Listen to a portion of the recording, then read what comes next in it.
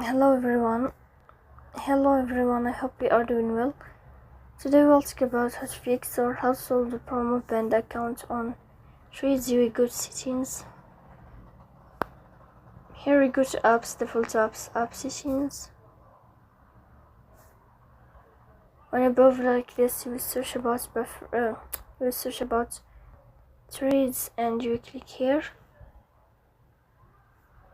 Then we click on first stop and you click OK. Here we'll enter to storage. Then we click on clear cache.